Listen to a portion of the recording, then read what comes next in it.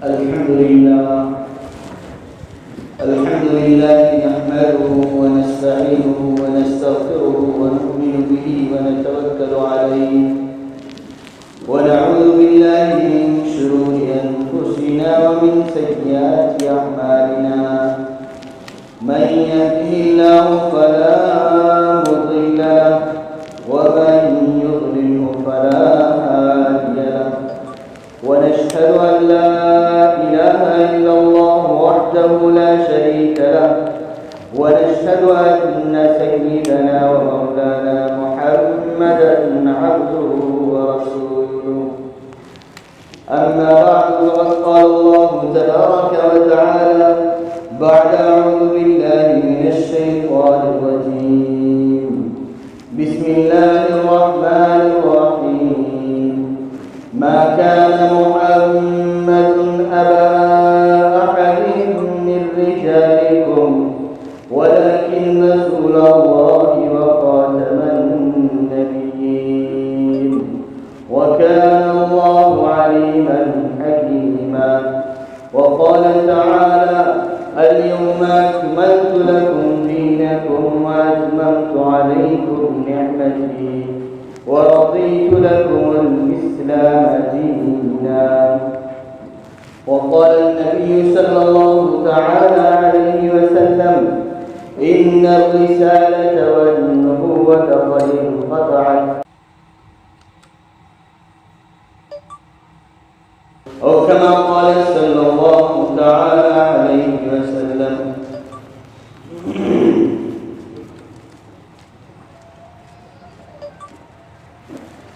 ہم سبھی حضرات کو دربار رسالت میں درود شریف کا نذرانہ پیش کرنا ہے. اللهم صل على سيدنا مولانا محمد وعلى آل سيدنا مولانا محمد وبارك وسلم. اللهم صل على سيدنا مولانا محمد وعلى آل سيدنا مولانا محمد وبارك وسلم.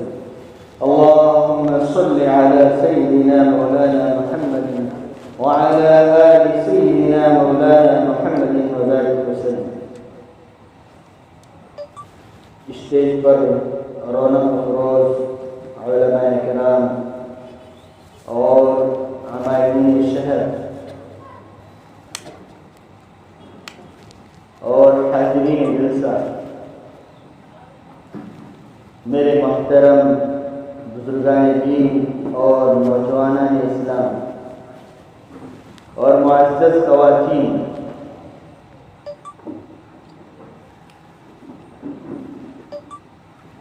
ربیع الاول کا مہینہ شروع ہو چکا ہے. اسی نسبت پر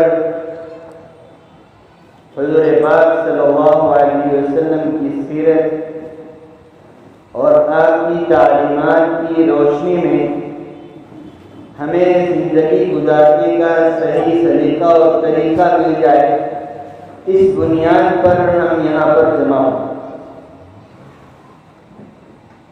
اسی نسبت میں ختم نبوت کا ایک مسئلہ ہے کہ حضور پاک صلی اللہ علیہ وسلم کی زندگی سے، آپ کی حیات مبارکہ سے یہ مسئلہ جڑا ہوا ہے اور ایک مسلمان کا سچا پکا یہ عقیدہ ہے اور اس عقیدے پر ہر ایک کو مضبوطی سے جمے رہنا اور پھر اپنے دل کی گہرائیوں تک اس عقیدے کو اتارنا، یہ ہمارے ایمان کا جز ہے، ہمارے ایمان کا ایک حصہ ہے. بلکہ حصہ ہی نہیں بلکہ ایمان اور اسلام کی بنیاد ہے. ختم نبوت کا یہ عقیدہ ایمان اور اسلام کی بنیاد ہے.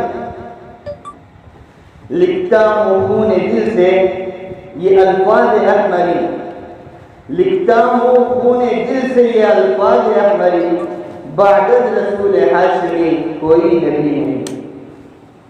آخر ختم نبوت کا مطلب کیا ہے؟ ختم نبوت کا مطلب کیا ہے؟ اس کا مطلب یہ ہے کہ حضرت آدم علیہ السلام سے نبوت کا جو سلسلہ شروع ہوا تھا وہ سلسلہ حضرت آدم علیہ السلام سے لے کر کے حضرت ابراہیم علیہ السلام، حضرت موسیٰ، حضرت عیسیٰ علیہ السلام سے ہوتے ہوئے میرے اور آپ کے آقا پیارے حبیب سرکار مدینہ تاجدار بقعہ فخر رسول سید الکونین و خاتم النبیین حضرت محمد مصطفیٰ صلی اللہ تعالی علیہ وسلم پر یہ سلسلہ ختم ہو گیا۔ سلسلہ نبوت ختم ہونے کا کیا مطلب ہے؟ نبوت کا سلسلہ کیوں ختم ہوتا ہے؟ کیا مطلب ہے؟ اس کا مطلب یہ ہے کہ حضرت آدم علیہ السلام جب دنیا میں تشریف لائے تھے، جب آپ دنیا میں آئے تھے، تو اس وقت میں انسانی عقل کی گویا وہ ابتدا تھی، انسانوں کی ابتدا تھی اور انسانی عقل کی بھی وہ ابتدا تھی۔ جیسے انسان آگے بڑھتے گئے اور عقل میں اضافہ ہوتا گیا، ایسے ایسے انبیاء اکرام علیہ السلام کو بھی اللہ تبارک و تعالی نے دنیا میں بھیجتے گئے۔ اور پھر حضرت آدم علیہ السلام آئے اور ان کی شریعت تھی، حضرت نوح علیہ السلام تشریف لائے اور عقل میں انسانوں کے اضافہ ہوا تھا۔ نوح علیہ السلام تشریف لائے تو مستقل شریعت لے کر کے آئے، مستقل ان کی شریعت تھی، مستقل ان کا دین تھا، وہ لے کر کے آئے تھے۔ حضرت ابراہیم علیہ السلام آئے، ان کی مستقل شریعت تھی، موسیٰ علیہ السلام آئے، مستقل شریعت تھی۔ یعنی کہ جیسے انسان ترقی کرتا گیا ایسے ہی شریعت کے اندر تبدیلیاں بھی ہوتی جاتی۔ اس کی مثال یوں سمجھیں، بلکہ ایک حدیث پاک کے اندر دین اور شریعت کی مثال لباس کے ذریعے سے دی گئی۔ بات سمجھنے کی ہے، صرف تقریر میں کروں اور پھر سنیں آپ اور پھر اٹھ کر کے چلے جائیں اور پھر ہاتھ جھاڑ لیں کرتے پر اور جو سنا وہیں پر جھٹک کر کے چلے جائیں، ایسا نہیں، بلکہ بات کو سمجھنے کی کوشش کریں۔ ایک حدیث پاک میں دین کی مثال لباس کے ذریعے سے دی۔ اس کا مطلب یہ ہے کہ جب اس وقت میں جب انسان پیدا ہوتا ہے، چھوٹا سا بچہ ہوتا ہے تو اس کا لباس کتنا ہوتا ہے؟ جتنا بچہ لباس بھی اتنا ہی، جب بڑا ہوتا ہے بچہ اور بڑا ہوتا ہے تو اس کے لباس کا سائز اور زیادہ ہو جاتا ہے، اور بڑا ہوتا ہے تو سائز اور بڑھ جاتا ہے، اور بڑا ہوتا ہے تو اور سائز اور بڑا ہو جاتا ہے۔ دھیرے دھیرے انسان پر ایک وقت وہ آتا ہے کہ اس کے لباس کا سائز متعین ہو جاتا ہے، اس کے بعد اس کا لباس بڑھتا بھی نہیں ہے، گھٹتا بھی نہیں۔ اس مرحلے پر پہنچ کر کے انسان کا لباس متعین ہو جاتا ہے، اب پھر زندگی بھر اس کا ایک ہی سائز بنا رہتا ہے، اس سے آگے بھی نہیں بڑھتا اور اس کے نیچے بھی وہ نہیں جاتا۔ تو میرے عزیز دوستو، جس وقت انسانیت پیدا ہوئی تھی، جب اللہ نے حضرت آدم علیہ السلام کو اس دنیا میں بھیجا تھا، تو اس انسانیت کی عقل، انسانی عقل بالکل بچے کی طرح تھی۔ اب جب یہ ترقی کرتا جاتا تھا تو ویسے اللہ تعالیٰ کے احکامات میں اضافہ ہوتا تھا۔ آدم علیہ السلام آئے اور نوح علیہ السلام آئے، حضرت ابراہیم علیہ السلام آئے، حضرت موسیٰ علیہ السلام آئے، حضرت عیسیٰ علیہ السلام آئے، اور ہر شریعت میں احکامات تبدیل ہوتے رہتے تھے۔ اور پھر یہ شریعت ہوتے ہوتے جب انسانی عقل کامل اور مکمل ہو چکی تھی تو اس انسانی عقل کے کمال پر پہنچنے کے بعد میرے اور آپ کے آقا سید الکونین تاجدار بقعہ فخر رسول صلی اللہ علیہ وسلم اس دنیا میں تشریف لائے۔ آپ جس دور میں تشریف لائے تھے، یہ دور وہ دور ہے جب انسانیت کی عقل بالکل کامل اور مکمل ہو چکی تھی، تو پھر اللہ تبارک و تعالی نے اس نبی آخر الزمان پر کامل اور مکمل شریعت نازل فرمائی۔ آدم علیہ السلام کی شریعت میں تبدیلی ہوئی، نوح علیہ السلام کی شریعت میں تبدیلی ہوئی، ابراہیم علیہ السلام آئے اور ان کی شریعت میں تبدیلی ہو کر موسیٰ علیہ السلام، پھر عیسیٰ علیہ السلام، اور پھر آخر میں حضرت نبی پاک صلی اللہ علیہ وسلم جس دور میں تشریف لائے، آپ کا یہ دور آخری دور تھا، یعنی عقل کی تکمیل کا دور تھا، تو اللہ نے شریعت کو بھی کامل اور مکمل اس امت پر چھوڑا۔ عقل مکمل ہوئی، شریعت مکمل ہوئی، نبی پاک صلی اللہ علیہ وسلم پر یہ شریعت نازل ہوئی۔ اس کو قرآن مجید میں اللہ تعالیٰ فرماتے ہیں اليوم اکملت لکم دینکم واتممت علیکم نعمتی ورضیت لکم الاسلام دینا۔ اليوم، آج ہم نے تم پر تمہارے دین کو مکمل کر دیا اور تم پر اپنی نعمت کو پورا کر دیا ہے، اور پھر تمہارے لیے جو دین مجھے پسند ہے وہ دین اسلام۔ تو اللہ نے قرآن مجید میں یہ اعلان فرما دیا کہ دین کامل اور مکمل ہو چکا ہے۔ جب دین کامل اور مکمل ہو چکا ہے تو پھر نئے کسی اور دین کی ضرورت باقی رہتی ہے کیا؟ جواب دیجیے، کسی نئے دین کی ضرورت باقی ہے کیا؟ اب کسی نئے دین کی ضرورت باقی نہیں ہے، نئے دین کی بالکل ضرورت باقی نہیں۔ جب نئے دین کی ضرورت نہیں ہے تو نئے نبی کی بھی ضرورت نہیں، نئے نبی کی بھی ضرورت نہیں۔ قرآن مجید میں اللہ تبارک و تعالی فرماتے ہیں ما كان محمد ابا احد من رجالكم ولكن رسول الله وخاتم النبيين۔ محمد صلی اللہ علیہ وسلم تمہارے مردوں میں سے کسی کے باپ نہیں، ولیکن رسول اللہ، لیکن آپ اللہ کے رسول ہیں اور نبوت کے سلسلے کو ختم کرنے والے ہیں، یعنی نبوت کے سلسلے کو مکمل کرنے والے ہیں۔ وَكَانَ اللَّهُ عَلِيمًا حَكِيمًا، اور اللہ تبارک و تعالیٰ بہترین جاننے والے، حکمت والے۔ یہ آیت کریمہ جب نازل ہوئی، اس کا پس منظر کیا ہے، شان نزول کیا ہے اس آیت کریمہ؟ اس میں اللہ تعالیٰ فرما رہے ہیں محمد صلی اللہ علیہ وسلم تمہارے مردوں میں سے کسی کے باپ نہیں ہیں۔ کیا مطلب؟ عرب کے اندر ایک رسم چلتی تھی، ایک رسم تھی، اور وہ لوگ یہ سمجھتے تھے کہ منہ بولا جو بیٹا ہے، منہ بولا جو بیٹی ہے، منہ بولی بیٹی یا منہ بولا بیٹا، یہ آدمی کا حقیقی بیٹا ہے۔ یہ عرب یہ سمجھتے تھے، پہلے جہالت کا زمانہ تھا، تو منہ بولے بیٹے کو حقیقی بیٹا سمجھتے تھے۔ تو اللہ تبارک و تعالیٰ یہ چاہتے تھے کہ یہ غلط رسم، یہ غلط بے بنیاد بات لوگوں کے ذہنوں سے ختم کر دی جائے، اور نبی پاک صلی اللہ علیہ وسلم چونکہ آخری نبی تھے تو آپ پر یہ ذمہ داری بنتی تھی کہ تمام جتنے غلط رسوم امت کے اندر موجود ہیں ان تمام غلط رسوم کو ختم کیا جائے۔ تو اللہ تبارک و تعالیٰ نے حضرت حضور پاک صلی اللہ علیہ وسلم کے ایک منہ بولے بیٹے تھے جن کا نام تھا زید بن حارثہ۔ زید بن حارثہ نے ایک عورت جن کا نام حضرت زینب بنت جحش ہے، ان سے انہوں نے نکاح کیا، اور پھر میاں بیوی میں انبن ہوئی، نہیں جم سکا، انہوں نے ان کو طلاق دے دیا۔ تو اس کے بعد عدت گزرنے کے بعد اللہ کی جانب سے حکم ہوا، بلکہ یہ نکاح آسمانوں پر خود اللہ تعالیٰ نے فرمایا کہ زینب بنت جحش سے آپ نکاح فرمائیے۔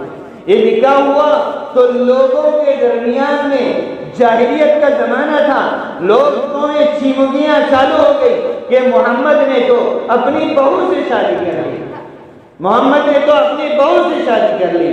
تو اللہ کے نبی صلی اللہ علیہ وسلم پر اللہ تعالیٰ نے جواباً یہ آیت کریمہ نازل فرمائی ما كان محمد ابا احد من رجالكم، محمد صلی اللہ علیہ وسلم تم مردوں میں سے کسی کے باپ نہیں ہیں۔ زید بن حارثہ جو منہ بولے بیٹے ہیں لیکن حقیقت میں وہ کسی کے بیٹے نہیں، وہ تو حارثہ کے بیٹے ہیں، محمد کے بیٹے کیسے ہو؟ یہاں بہو، جب یہ بیٹا ہی نہیں ثابت ہوا تو بہو کیسے ثابت ہو گئی؟ جب بیٹا نہیں تو پھر بہو بھی نہیں۔ تو معلوم یہ ہوا کہ یہ بیٹے جو رسم عرب میں تھی اللہ تبارک و تعالیٰ نے اس کو ختم فرمانا تھا۔ تو مسئلہ یہ طے ہوا وہاں پر کہ منہ بیلا بیٹا ہے، منہ بولی بیٹی ہے، یہ حقیقی بیٹا اور بیٹی نہیں ہو سکتی۔ شرعی احکامات جس طرح دوسرے لڑکے اور لڑکیوں پر یعنی دوسرے لوگوں پر غیر محرم پر لاگو ہوتے ہیں، اسی طرح منہ بولے بیٹے اور بیٹی پر بھی لاگو، یعنی منہ بولے بیٹے کو وراثت میں حصہ نہیں مل سکتا اور اس سے پردہ بھی کرنا ضروری ہے عورتوں کے لیے۔ تو یہ سارے مسائل اس کے ذریعے سے بات میں نکلے۔ میرے عزیز دوستوں اور بھائیوں، میری عزیز بہنیں، یہاں پر جب اور اللہ تعالیٰ آگے فرماتے ہیں ما كان محمد أبا أحد من رجالكم ولكن رسول اللہ، یہاں اللہ یہ فرمانا چاہتے ہیں کہ محمد صلی اللہ علیہ وسلم نے اس غلط رسم کو ختم کرنا تھا، اس کے لیے محمد صلی اللہ علیہ وسلم نے اس عورت سے آپ نے نکاح فرمایا۔ یہ نکاح اپنے ذاتی غرض کی بنیاد پر آپ نے نہیں فرمایا تھا، لیکن رسول اللہ، اس لیے آپ نے فرمایا کہ آپ رسول اللہ، اور آپ رسول اللہ ہونے کے ناطے اس غلط رسم کو ختم کرنا آپ کی ذمہ داری ہے۔ اس لیے آپ نے نکاح فرمایا، اور رسول خود اپنا کام اپنی ذاتی غرض کی بنیاد پر نہیں کرتا بلکہ اللہ کے حکم سے کرتا ہے، اللہ کے حکم سے کرتا ہے۔ جو یہ ہوا وہ اللہ کے نبی صلی اللہ علیہ وسلم نے اللہ کے حکم سے کیا، اور پھر آگے ایک سوال پیدا ہو سکتا ہے کہ اللہ کے نبی صلی اللہ علیہ وسلم کو یہ غلط رسم ختم کرنا تھا تو حضور کے بعد آنے والے دیگر پیغمبر بھی ہو سکتے ہیں، دوسرے لوگ بھی آ سکتے ہیں جو اس غلط رسم کو ختم کر سکتے ہیں، آپ ہی پر کیوں ضروری تھا؟ اللہ تعالیٰ بہترین جاننے والے ہیں، وَكَانَ اللَّهُ عَلِيمًا حَكِيمًا، اللہ فرماتے ہیں اللہ بہترین جاننے والے تھے کہ یہ سوال پیدا ہو سکتا تھا، اس لیے اللہ آگے اس سوال کا جواب دیا، وَخَاتَمَ النَّبِيِّينَ، فرمایا کہ یہ آگے حضور کے بعد کوئی نبی آنے والے بھی نہیں ہیں، اس کے لیے تمام غلط رسموں کو ختم کرنے کی ذمہ داری بھی آپ ہی پر ہے۔ دنیا کی تمام گمراہی ختم ہوگی تو آقا کے نام سے ختم ہوگی، دنیا میں تمام قدرت کے غلط رسوم ختم ہوں گے تو آقا ہی کے ذریعے سے ختم ہوں گے، دنیا میں ہدایت پھیلے گی تو آقا ہی کے نام سے پھیلے گی، تمام اچھائیاں آقا کے نام سے وجود میں آئیں گی، تمام برائیاں آقا کے نام سے ختم ہو جائیں گی۔ اب آپ کے بعد کوئی نبی آنے والا نہیں ہے کہ جس کی وجہ سے جو آ کر کے غلط رسموں کو ختم کرے۔ تو قرآن نے صاف صاف اعلان فرمایا ما كان محمد أبا أحد من رجالكم ولكن رسول الله وخاتم النبيين، لیکن اللہ کے رسول ہیں اور نبوت کے یہ سلسلے کو ختم کرنے والے۔ یہاں ایک سوال کرتے ہیں گمراہ قسم کے لوگ جو آج طرح طرح کے مرزا غلام احمد قادیانی کے ماننے والے قادیانی لوگ یہ سوال یہاں پر یہ کرتے ہیں کہ نبوت اللہ کی جانب سے رحمت ہے یا پھر زحمت ہے؟ سوال یہ ہوتا ہے نبوت رحمت ہے یا زحمت؟ تو عام کھلا بھلا آدمی کیا جواب دے گا؟ وہ یہ کہتا ہے کہ نبوت رحمت ہے اللہ کی، زحمت ہے۔ بعد میں دوسرا سوال یہ کرتے ہیں کہ اگر رحمت ہے تو رحمت کو جاری ہونا چاہیے۔ بات سمجھ میں آ رہی ہے نا؟ سب کو سمجھ میں آ رہی ہے؟ تو اس کا جواب یہ ہے کہ رحمت ایک حد تک مفید ہے۔ کیسے؟ بارش رحمت ہے کہ زحمت ہے؟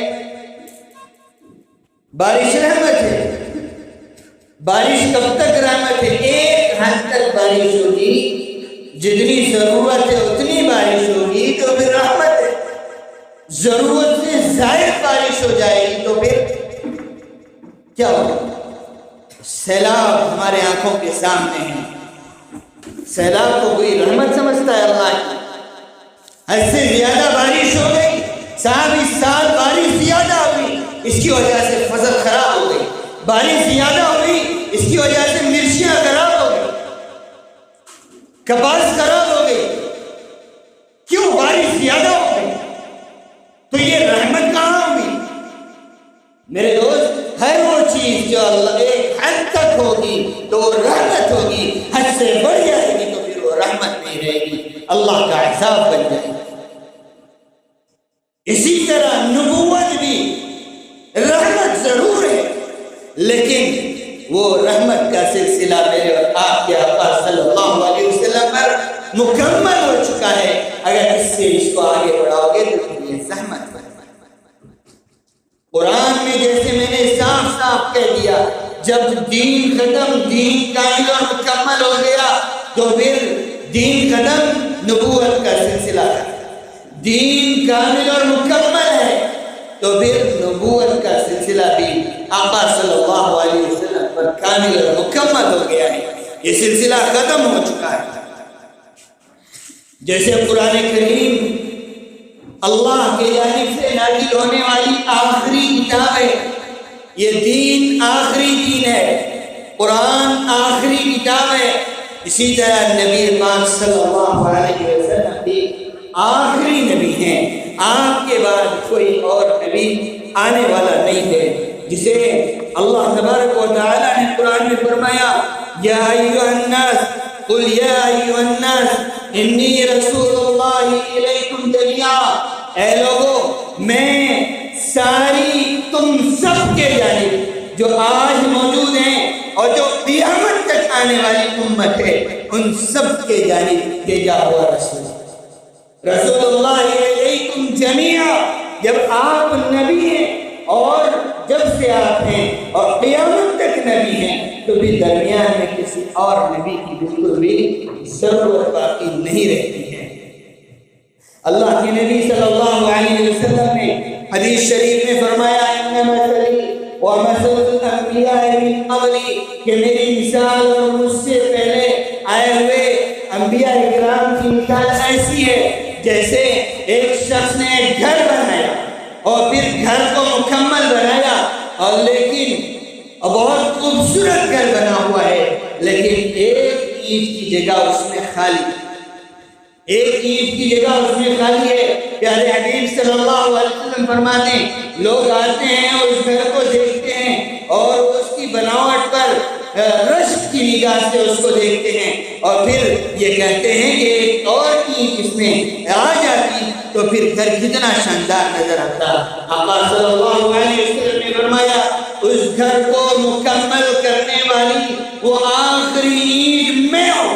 یعنی کہ وہ گھر کی مثال دین سے، کہ دین کی تکمیل کرنے والی یہ آخری اینٹ جو ہے وہ میں ہوں، یعنی حضرت نبی پاک صلی اللہ علیہ وسلم ہیں. آپ کے بعد کوئی اور نبی کی گنجائش ہی وہاں باقی نہیں رہتی. آخری اینٹ ہے، جب وہ آخری اینٹ رکھ دی گئی تو پھر گھر مکمل، دین مکمل، اور نبی پاک صلی اللہ علیہ وسلم کی نبوت بھی کامل اور مکمل. نبی پاک صلی اللہ علیہ وسلم آخری نبی. حدیث شریف میں نبی پاک صلی اللہ علیہ وسلم نے فرمایا، انا خاتم النبیین ومسجدی خاتم مساجد الانبیاء، کہ میں آخری نبی ہوں اور میری جو مسجد ہے وہ انبیاء اکرام کے مساجد میں سب سے آخری مسجد ہے. تو اب یہاں چل کر کے ہم اپنی بات کو آگے بڑھاتے ہیں کہ جب آقا صلی اللہ علیہ وسلم آخری نبی، آپ کی مسجد آخری مسجد، یہ قرآن مجید آخری قرآن، اور یہ دین آپ کا آخری دین، اور کتاب جو قرآن مجید ہے آخری کتاب ہے، تو پھر نئے کسی اور دین کی، نئی کسی اور کتاب کی، نئے کسی اور نبی کی آپ ضرورت بالکل باقی نہیں رہتی. اب اس کے بعد جو بھی نبوت کا دعویٰ کرتا ہے وہ جھوٹا ہے، وہ جھوٹا ہے، کذاب ہے، اور جو بھی نئے نبی کو مانتا ہے وہ اسلام سے خارج ہو جاتا ہے، وہ اسلام سے خارج ہوتا ہے، دائرہ اسلام سے وہ نکل جاتا ہے، چونکہ دین مکمل، شریعت مکمل، نبی علیہ السلام کی نبوت مکمل، اور آپ کے بعد کسی نبی کی نبوت نہیں ہے، تو پھر جو نیا نبی مانے گا وہ دین اسلام سے خارج ہو جائے گا، باہر نکل جائے گا۔ جو نبوت کا دعویٰ کرے وہ بھی دین سے خارج، جو اس نبی کو مانے گا وہ بھی دین سے خارج ہو جائے گا، وہ بھی دین سے خارج ہو جائے گا۔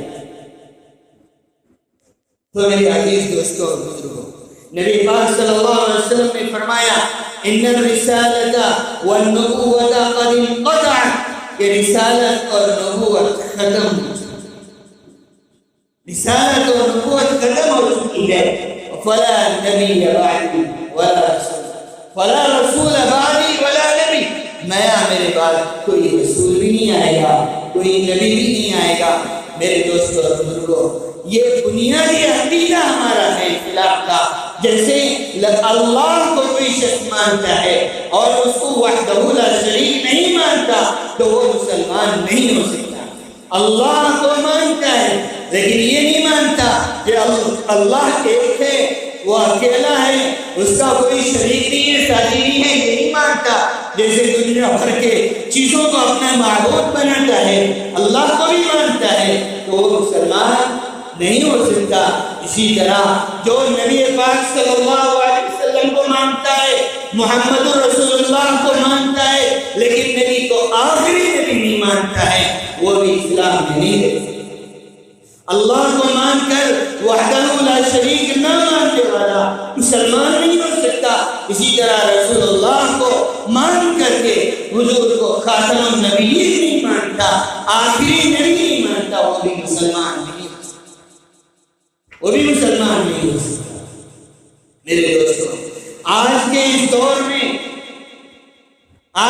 دور میں سوشل میڈیا کے دور میں، موبائل کے اس دور میں سب سے بڑا اور بہت بڑا فتنہ یہ موبائل کا ہے، کہ جس کے اندر بندہ یوٹیوب کھولتا ہے۔ ہمارے پڑھے لکھے نوجوان آج اس کے ذریعے سے دین کو سیکھنے کی کوشش کرتے ہیں، جبکہ میرے دوستوں دین سیکھنے کی چیز موبائل نہیں ہے، دین سیکھنے کی چیز یوٹیوب اور واٹس ایپ نہیں ہے۔ دین اگر کہیں سے سیکھنا ہے تو علماء کرام سے اس لیے کہ یہ دین ہمارا آقا صلی اللہ علیہ وسلم سے سینہ بسینہ ہم تک پہنچا ہوا ہے، اور آج بھی یہی طریقہ ہے کہ علماء کرام سے دین کو ہم سیکھیں۔ اسے موبائل دین سیکھنے کی جگہ نہیں ہے۔ گمراہ جو فلمیں ہیں اس موبائل کے اندر طرح طرح کے فتنے اپنے حساب سے چل رہے ہیں، اور آج کے اس فتنوں والے دور میں بے شمار فتنے جو ختم نبوت کے نام سے بے شمار فتنے یہ جنم لیے ہوئے ہیں، جو جسے نبی پاک صلی اللہ علیہ وسلم نے فرمایا تھا سیکون من بعدی کذابون ثلاثون، کہ میرے بعد بے شمار جھوٹے پیدا ہوں گے، کلہم یزعم انہ نبی، وہ ہر ایک یہ دعویٰ کرے گا کہ وہ نبی ہے، ولیکن لا نبی بعدی، لیکن میرے بعد کوئی نبی نہیں ہے۔ موبائل کے اس دور میں طرح طرح کے فتنے، اور اس کے علاوہ ہمارے اطراف اکناف میں، ہمارے شہر میں، ہمارے شہروں میں، ہمارے دیہاتوں میں ایک فتنہ جو سر چڑھ کر کے بول رہا ہے، قادیانیت کا فتنہ۔ میرے دوستو، یہ نبوت سے اور نبی پاک صلی اللہ علیہ وسلم سے کھلی بغاوت کا یہ فرقہ اعلان کرتا ہے۔ ہم سب کو ضروری ہے کہ اس فتنے سے ہم سب آگاہ رہیں، ہوشیار رہیں، ہم سب ہوشیار رہیں، اور اس کے علاوہ بھی موبائل کے ذریعے سے بے مختلف قسم کے فتنے ہیں جو اس اپنے آپ کو کوئی نبی کا دعویٰ کرتا ہے، کوئی مہدویت کا دعویٰ کرتا ہے، طرح طرح کے عقائد جو اسلام کے خلاف ان کے عقائد ہیں، بنیادی عقائد کے خلاف ان کے عقائد ہیں، ایسے لوگ جنم لیے ہوئے ہیں۔ ہم کسی کا بھی بیان سننے سے پہلے اور کسی کی بات سننے سے پہلے تحقیق کر لینا، جان لینا ضروری ہے کہ یہ شخص صحیح واقعتاً اسلام کا قائم شخص ہے یا پھر اسلام سے خارج اسلام کیا۔ ان تمام فتنوں سے اور خاص طور پر فتنہ قادیانی جو ہمارے علاقے میں بڑی محنت کر رہا ہے، اس سے ہم سب کو آگاہ رہنا اور ہوشیار رہنے کی ضرورت ہے۔ یہ ہمارے آس پاس موجود ہے، ہمیں احساس تک اس کا نہیں ہے، لیکن ہم نے جو بنیادی عقیدہ آپ کے سامنے رکھا، اس عقیدے پر اپنے آپ کو مضبوط رکھنا، اور جہاں بھی کہیں بھی عجیب کوئی اس کے خلاف میں کوئی ایسی بات سننے کو ملے، کوئی نئی بات بیان کر رہا ہے، تو فوراً اس کو علماء اکرام کے ساتھ جوڑ دینا، تاکہ ہم سب اس فتنے سے نئے آنے والے تمام فتنوں سے محفوظ رہیں۔ یہ ہم سب کی ذمہ داری، ہم سب کی ذمہ داری۔ میرے دوستوں، ہمارے اکابرین ہمارے درمیان میں تشریف فرما ہیں، حضرات علماء موجود ہیں، آ چکے ہیں۔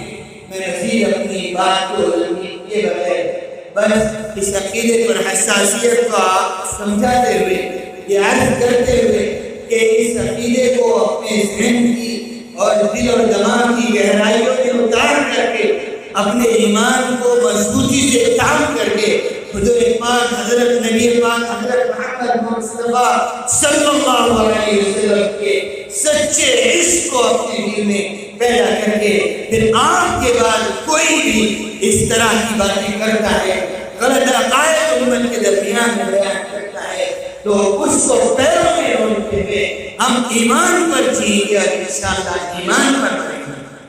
اللہ تعالیٰ سے دعا فرمائے، اللہ تعالیٰ ہم سب کو، کہنے والے کو، سننے والوں کو، سب کو عمل کی توفیق نصیب فرمائے، ایمان پر ہمارا عقیدہ باقی رکھے، ہم موت تک ایمان پر باقی رہیں، موت آئے تو ایمان کی حالت میں آئے۔ اللہ تعالیٰ ہم سب کو عمل کی توفیق نصیب فرمائے۔ وآخر دعوانا